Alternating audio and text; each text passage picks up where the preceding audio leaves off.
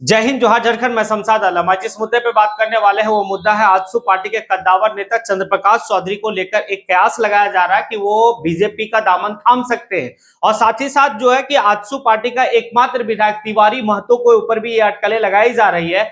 और साथ में यहाँ पर यह देखा गया कि जेएलकेएम का दीपक महतो, जेएलकेएम यानी कि जयराम महतो को साथ छोड़कर और आजसू का दामन थामा। ये सारी बात आज जो है कि इस वीडियो में करेंगे, आप लोग अंत तक बने रहिए।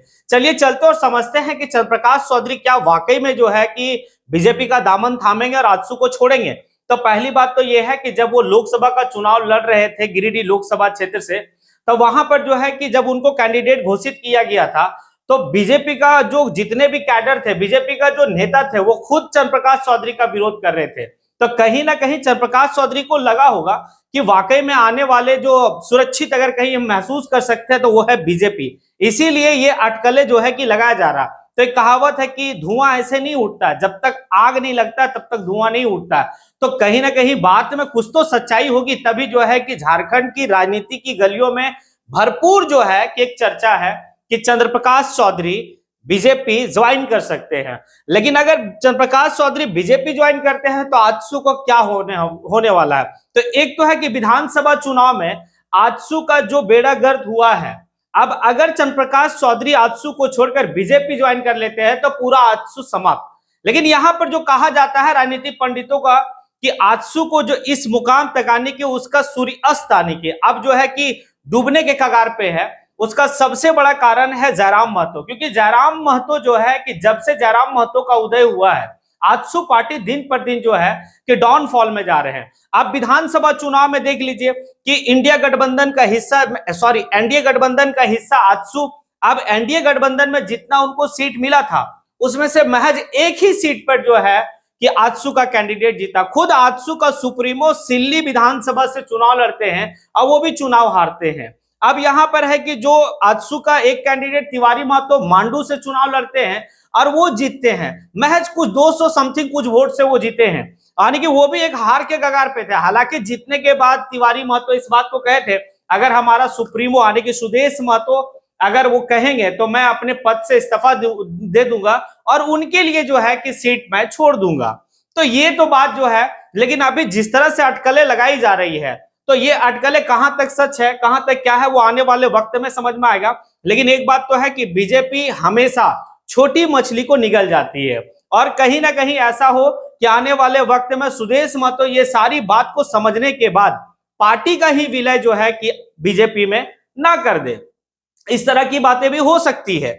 अब यहां पर है कि जयराम महतो से क्या चंद्रप्रकाश चौधरी को डर है, क्योंकि लोकसभा चुनाव में 2024 का चुनाव में आप देखे हैं कि जिस तरह से जयराम महतो तीसरे नंबर पर 3.5 लाख वोट लाके जो है कि अपने आप को लोकसभा के चुनाव में स्थापित किया।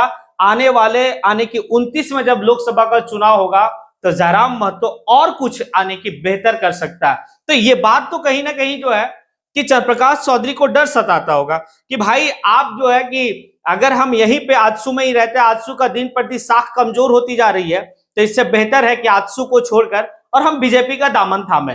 तो अटकलें क्या है ये देखने वाला टाइम, देखने वाले वक्त में समझ में आएगा। लेकिन जेएलकेएम यानी कि जयराम महतो की पार्टी से एक और व्यक्ति दीपक महतो जो है कि वो पार्टी को छोड़कर और आजसू का दामन थामे, यानी कि एक तरफ आजसू को दुख की भी जो है कि न्यूज आ रहा है और एक तरफ सुख का भी न्यूज आ रहा है कि जयराम महतो का जनरल सेक्रेटरी दीपक महतो जेएलकेएम को छोड़कर आजसू का दामन थामे। लेकिन एक बात तो है कि जयराम महतो को रत्ती बराबर भी फर्क नहीं पड़ रहा, क्योंकि बहुत ऐसे लोग जयराम के साथ आए थे और भाई छोड़ते चले गए, जैसे रिजवान क्रांतिकारी, आपका झुमरा किंग करण महतो, तीर्थनाथ आकाश, संजय मेहता, ये तो नाम याद ही होगा, मनोज यादव का भी नाम आप लोग को पता है।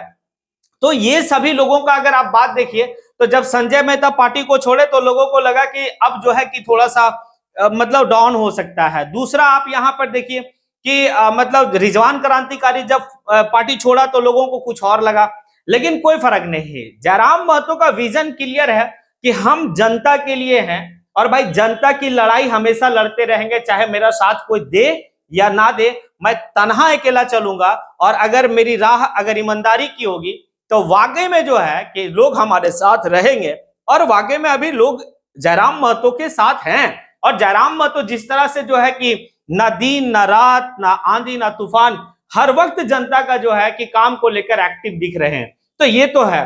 क्या लगता है आप लोगों को, क्या वाकई में चंद्रप्रकाश चौधरी जो है कि आजसू को छोड़कर और बीजेपी का दामन थामेंगे? क्या तिवारी महतो जो है कि वो भी क्या आजसू का दामन छोड़कर बीजेपी का दामन थामेंगे? और अगर ये लोग अगर आजसू को छोड़कर बीजेपी में चले जाते हैं तो फिर आजसू के पास बचता क्या है? तो ऐसा ना हो कि सुदेश महतो ही जो है कि इन लोग से जाने से पहले पार्टी का विलय कर दे, ये भी हो सकता है। क्या आपको लगता है? अगर आपको लगता है ऐसा सही है, अगर मैं सही कहा हूं तो फिर आप कमेंट बॉक्स में आके कमेंट जरूर करें। इसी के साथ मैं अपनी बात को यहीं पे समेटता हूं। जय हिंद।